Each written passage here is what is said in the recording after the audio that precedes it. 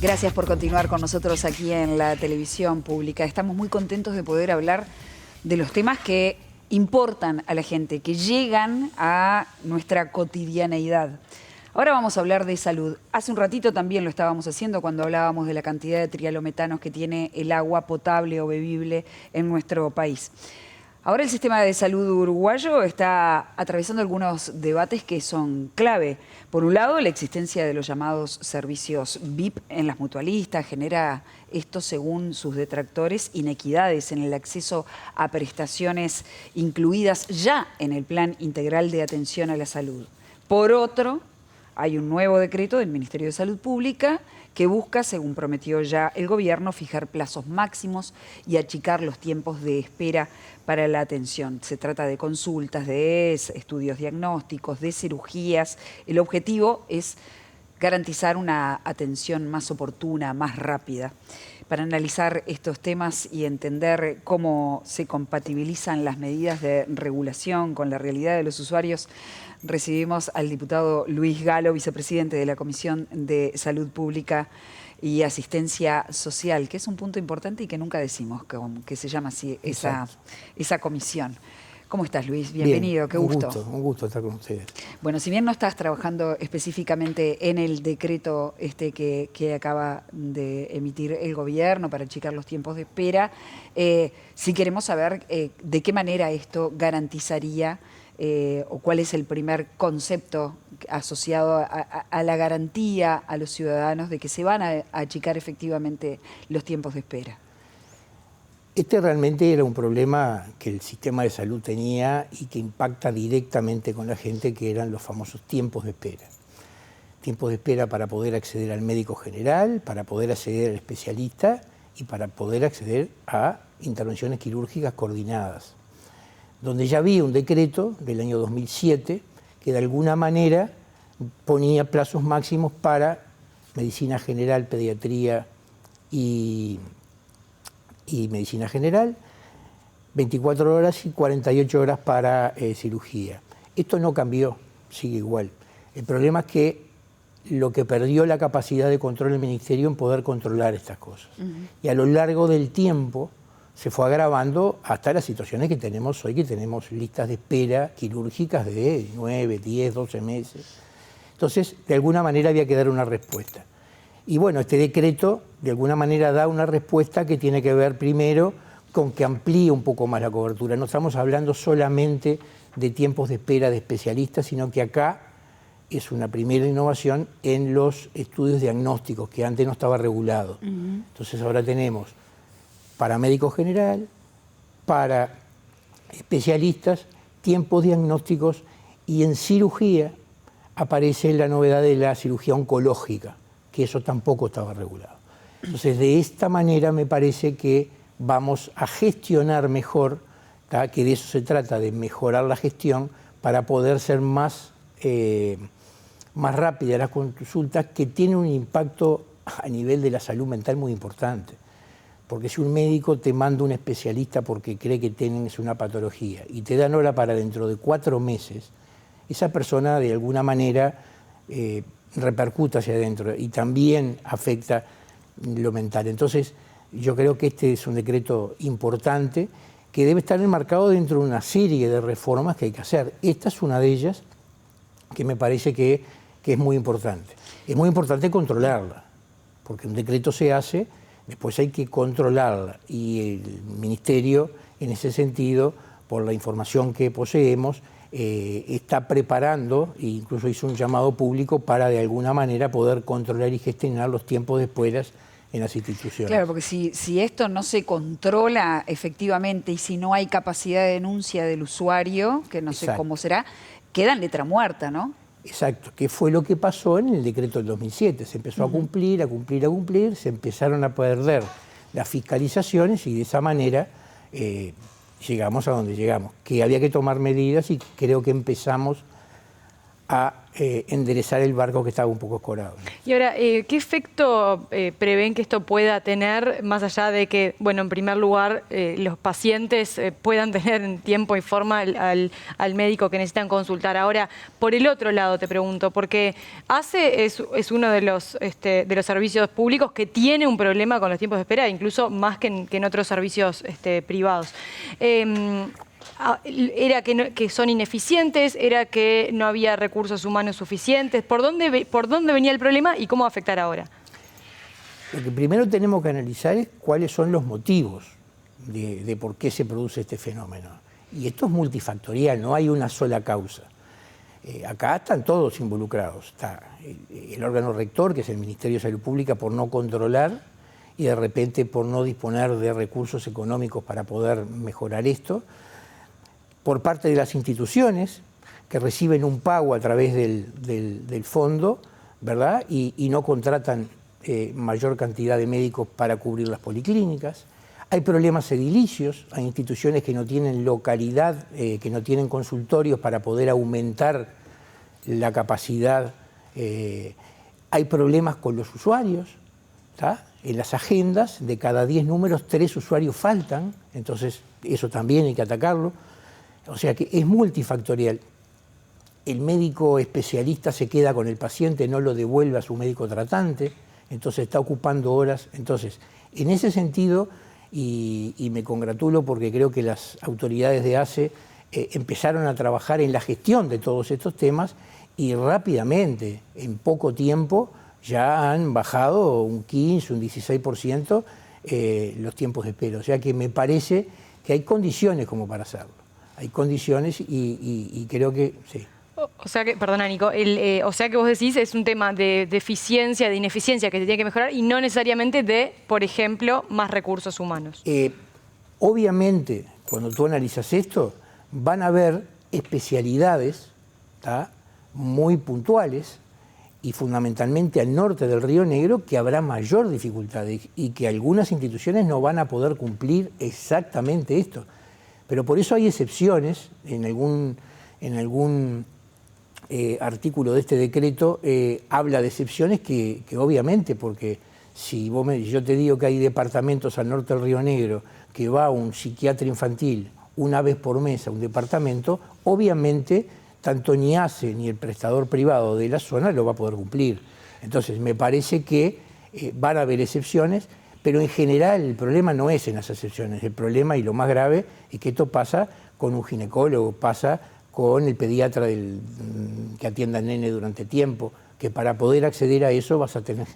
Ahí es que mejoramos con este decreto. En el Ministerio de Salud Pública hay como 2 ideas para que se cumpla esto y que, como decía Gabriela, no quede en letra muerta. Por un lado, sanciones a los incumplidores y por otro lado, publicar en una página web, estos son ideas que se están manejando, los tiempos de espera de cada mutualista para que el usuario a la hora de elegir un prestador de salud tenga información sobre cuánto tiempo demora consultar a un especialista. ¿Los 2 caminos deben tomarse? ¿Debe tomarse uno en particular? O más. Acá tengo, por ejemplo, ya hace unos días el Ministerio llamó para un desarrollo del Sistema Nacional de Información sobre tiempo de espera. Si no tenés desarrollado un sistema de información, es imposible controlarlo. Pero debe sancionarse además. ¿De qué manera las mutualistas? ¿De qué manera? Debe sancionarse mucho. Primero hay que controlar, hay que ser eficiente en la recepción de las denuncias. Denuncias han habido siempre. Lo que pasa es que no se va a fiscalizar. Hay fiscalizadores que van a la institución, miran las agendas y no se toman acciones, porque no hay una sistematización de esto. Entonces, si vos uniformizás la información, las listas de espera están, uno entra a la JUNASA, entra a la institución y tenés, pero no son creíbles. Entonces, y cuando tú haces una encuesta de satisfacción que tienen obligación de hacer las instituciones, te dan que están satisfechas con los tiempos de espera y la realidad te dice que no. Entonces hay que controlar, hay que tener un sistema de información bueno y confiable y tenés que aplicar un sistema de sanciones y cumplirlas. Y eso estaría en manos de la Comisión de Tiempos de Espera y la JUNASA. Eso debería estar en manos de la JUNASA, que a su vez debería tener una comisión, como dice el decreto, de conformar una comisión seguramente integrada por usuarios, por trabajadores, por los prestadores y por el órgano rector que es el Ministerio de Salud Pública. ¿Y cómo se hace para que esto no afecte negativamente a todo el sistema de salud? Hay al menos 3 grandes mutualistas que están con problemas financieros desde hace muchos años, que el Estado lo viene monitoreando de alguna manera. Se ejerce más presión, digamos, o una obligación de ordenen su casa con respecto a la eficiencia de los números y tal, es obvio que en algún momento van a decir nosotros no podemos con esto. Bueno, yo supongo que tanto la Junta Nacional de Salud como las autoridades del Ministerio, cuando estudiaron, esto no se hace de un día para otro, se hace mediante un estudio previo, obviamente han visto la capacidad económica, la capacidad logística de todas las instituciones, porque esto abarca las instituciones públicas y privadas, hospital militar, sanidad policial, o sea, abarca todo. Me imagino que se podrá. Justamente, si después vamos a hablar de los servicios VIP, estas instituciones que tienen los mayores problemas económicos que se arrastran desde hace mucho tiempo, son justamente las que están ofreciendo este tipo de servicios a la población, que lo que genera esa inequidad que queremos tratar de erradicar. Bueno, justamente el subsecretario Brioso decía que los servicios VIP mercantilizan al sistema, cobrando por lo que ya está financiando el FONASA. Entonces, para aclarar un poco esta situación y entrar en el tema específico, ¿cuáles son esos servicios que ya está pagando FONASA? En el año 2021, en la rendición de cuentas del gobierno anterior, se habían mandado en esa rendición de cuentas 3 o 4 artículos que hacían referencia a la eliminación o a la prohibición de la venta de estos servicios VIP. Y el Frente Amplio en ese momento dijo que acompañaba esos artículos porque creíamos que de alguna manera ya el ministerio anterior veía que esto generaba una segmentación, una fragmentación dentro del propio sistema. Por arte de magia, en la Comisión de Presupuesto, esos artículos desaparecieron. Esa arte de magia tiene en realidad un contexto. Tiene un contexto que en aquel momento se acusó del lobby empresarial. Exactamente. Yo en aquel momento dije claramente que eso había desaparecido porque un gran lobby empresarial logró, de alguna manera, sacar estos artículos y en comparecencias posteriores, en años posteriores a eso, el Frente Amplio se comprometió con el ministro Salinas y con el subsecretario Sajian a escribir un proyecto de ley de alguna manera que reflejara esos artículos que ellos mismos habían mandado.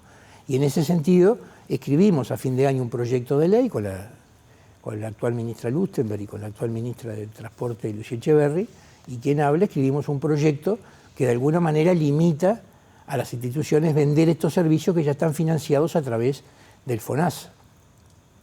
Y bueno, el día de hoy comienza en esta legislatura la Comisión de Salud y es el primer tema que va a abordar, que ya por lo que trabajamos a fin del periodo pasado, hay un acuerdo político de sacarlo lo más rápido posible. O sea, en cualquier momento va a estar ya en el plenario, digamos. Ya va a estar en el plenario. Hay que ajustar algunos detalles del proyecto que ya está presentado y que en principio hay acuerdo. Seguir trabajando un poco más, invitar a algunas instituciones que vengan, porque siempre es bueno recibir, porque cada institución que va aporta, pero la idea es que antes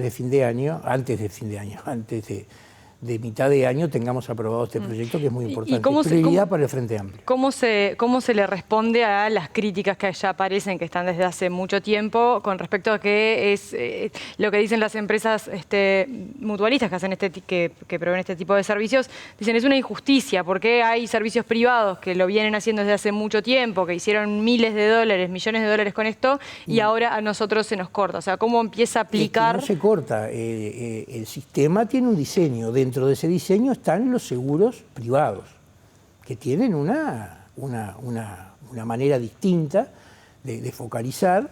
Los usuarios pueden ingresar en los seguros privados y pagar una sobrecuota, aparte de la cuota FONASA. Pero es un servicio distinto que uno está comprando de entrada. Lo que es inadmisible, y para que la gente entienda, es inadmisible que vamos a una institución que tiene estos servicios, ¿verdad? Esos servicios VIP, y que entramos, yo socio FONASA y tú, socia VIP de ese servicio, entramos por la misma puerta, ¿tá? Te atiende capaz que un médico distinto, pero el médico de puerta, lo que fuera, te manda un especialista y a mí me dan para dentro de 3 meses y a ti te dan para el otro día, ¿verdad? Están usando los servicios VIP, ¿verdad? Están usando los servicios VIP de prestaciones que ya están financiadas, que ya le estamos pagando, que la sociedad uruguaya le está pagando a esa institución, y que me está usando los fondos para un destino que no es, porque el telefonista del servicio VIP es el mismo que el de la mutualista. Entonces, ¿y cuáles son esas prestaciones, Luis? Pero nosotros estamos, para aclarar bien, no estamos contra lo que se llama la hotelería. Si una institución quiere cobrarte un sobreprecio para estar más cómodo, que estés solo en la habitación, que tengas una televisión de 50 pulgadas, que tengas una cama para el acompañante, que tengas un menú para el acompañante y pueda comer, no tenemos problema. Tampoco tenemos problema de que te quieran vender alguna prestación que no está en el PIAS, o que te quieran vender servicios internacionales como cirugía cardíaca en el exterior o otro tipo de servicios. Nosotros tenemos problema con eso. Lo que tenemos problemas son con las prestaciones que las instituciones tienen obligación de dar hoy. A todos. A todos. ¿Cuáles son esas instituciones que están dando este servicio? Hay unas para cuantas. Ponerle nombre y apellido. Y bueno, está el CASMU, está la Española, está, creo yo, que se le otorgó la habilitación al Círculo Católico, está el SMI, en el interior puede haber algunas también, el Maldonado, Cantegrilo, Mautones, no sé qué tipo de servicios, pero venden servicios preferenciales que la persona de repente veterana que tiene que ir y que tiene una posición económica que le permite, paga esa sobrecuota. Claro, pero es sobre otro usuario que pierde derechos, ¿no? Entonces, yo voy a utilizar el mismo especialista para dártelo a ti y el usuario que está esperando sigue esperando. Entonces hay una inequidad y una segmentación de servicios dentro de la propia institución. Luis, perdón, Caro, cuando esto se empezó a discutir, dijiste que hace algunos años, dijiste que fue el lobby empresarial una de las patas de presión. Y ahora también está. Sí, sí. ¿Cómo haces ahora Hay que para poder sortear esto? Bueno, porque entonces sortea con voluntad política. Y yo creo que hoy las condiciones están dadas, ya estaban dadas el año pasado. ¿Qué cambió en cuanto a la voluntad política? Y bueno, cambió que hay otro gobierno, que es, creo que lo más importante, porque si el gobierno no está convencido de esto, no estaríamos trabajando de esta manera. Voluntad política de parte del gobierno y voluntad política de parte de la oposición, que fue la que hizo el diagnóstico y la que puso en el tapete este tema en el año 2021. O sea que hoy hay voluntad política para poder hacerlo, ¿tá?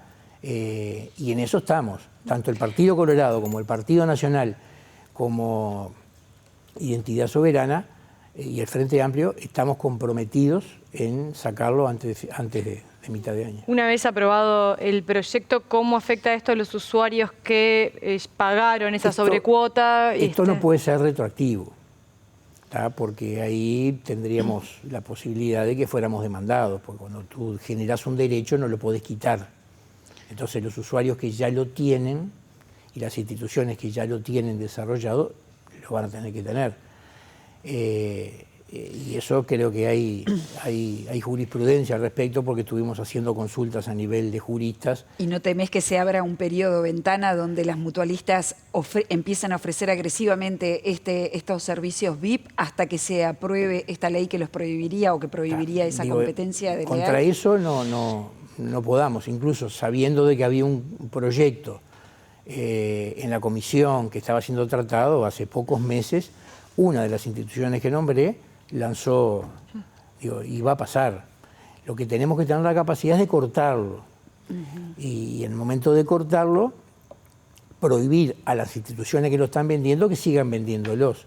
Y a lo largo del tiempo, en la medida, porque tampoco son mucha cantidad de usuarios, en la medida que los usuarios se vayan dando de baja por fallecimiento, por no pago, por lo que fuera, no podemos volver a hacer. O sea, entonces va a llegar un momento a corto plazo estos servicios VIP van a seguir existiendo, van a estar, las sedes van a estar. Tú decís, va a ser como por goteo a medida que desaparecen los usuarios. De acá a muchísimos años puede ser que desaparezcan. Acá lo importante es cortarlo. Lo que ya está, no lo podés echar para atrás. Yo quisiera echarlo para atrás, pero no puedo. Entonces la realidad es que tenemos esa realidad y con esa realidad tenemos que gestionarla de la mejor manera. Quisiera consultarle por dos temas que no tienen que ver con esto específicamente, pero que están en agenda. Hablábamos hace un rato con una toxicóloga a propósito de los niveles de trialometanos en el agua de OCE y recordábamos que, al menos en la previa de la entrevista, que el Frente Amplio se plantó muy duro durante el gobierno pasado alertando que el agua era bebible pero no potable. Ahora que durante un gobierno frente amplista los niveles de trialometanos están por encima de lo permitido. ¿El agua es bebible y no potable o es diferente la situación? Yo te voy a dar la opinión de un cirujano pediatra que no tiene la más mínima idea del tema. Pero cuando en la oposición este problema surgió, nosotros pensábamos y decíamos que el agua era bebible, pero no era potable. Porque uno va al diccionario y busca qué quiere decir potable, y es la 3I, insípida, insulsa e incolora. Entonces, hoy tenemos un agua que no es insípida, que no es incolora y que no es insulsa. Entonces no es potable. ¿Eso quiere decir que no es bebible? No, es bebible, que era lo que discutíamos en el periodo pasado. Entonces, yo tengo y digo lo que pienso, lo que dije en aquel momento lo digo ahora. No podemos hablar de que el agua es potable. El agua es sana, no produce enfermedad, eso está todo bien, pero no hablemos de que es potable. Es bebible, no produce enfermedades y obviamente más de eso no puedo abordar porque no conozco como la doctora que estaba viendo acá que tiene un dominio de todo lo toxicológico muy importante. Y el otro tema que quería consultarle es por uno que ha generado mucha polémica en las últimas horas y tiene que ver con el anuncio del presidente de la República, Yamandu Orsi, de que enviará al Parlamento un proyecto para crear el Ministerio de Justicia y Derechos Humanos. Algunos legisladores del oficialismo y dirigentes han expresado que no están de acuerdo con esta propuesta. Como diputado de Asamblea Uruguay, ¿cuál es su posición? Mi posición personal, no sectorial, porque todavía no lo analizamos en el sector, es que a mí no me convence. Primero debería verlo y analizarlo y estudiarlo, pero a priori me parece que el país tiene otras prioridades, ¿tá? Y que está bueno que el presidente lo mande al Parlamento y ahí empezar a debatirlo y a perfeccionarlo y a buscar los consensos. Pero a priori, si tú me decís, yo ese trabajo del esfuerzo político, de la negociación, lo aplicaría en otras cosas. No sería una prioridad actual. O sea que no estoy ni en contra ni a favor. Pero estaba en el programa de gobierno del Frente Amplio. Estaba en el programa de gobierno, pero no estaba como prioritario, estaba en el programa de gobierno. Durante los 5 años hay momentos, me parece que este momento es de realización de cosas concretas, tenemos un presupuesto que tenemos que explotarlo de la mejor manera en todas estas cosas, ¿verdad? En principio, me gustaría leerlo, analizarlo y debatirlo con mis compañeros para tomar una decisión definitiva. Pero no es una de las cosas que más me saque el sueño. ¿No le parece que vaya a mover la aguja en términos de la seguridad pública? No me da esa sensación, pero como primero, no soy un experto en el tema y no conozco el proyecto, no puedo opinar si va a mover o no va a mover. Pero a priori te diría que estaría en una posición intermedia, no sería tan drástico y ponerme en contra del proyecto y decir que no, y tampoco te diría que es una de las prioridades que me quita el sueño tenerlo aprobado. Bien, como dijo el secretario de la Presidencia ayer, el gobierno del Frente Amplio lo tenía en su programa. El presidente anunció que lo va a mandar al Parlamento. Es el Parlamento quien debe definir esto. Y ahí veremos y discutiremos y veremos si están las condiciones ahora o no para poder aprobarlo. Gracias por haber venido. Como siempre, un gusto verlo. Lo mismo.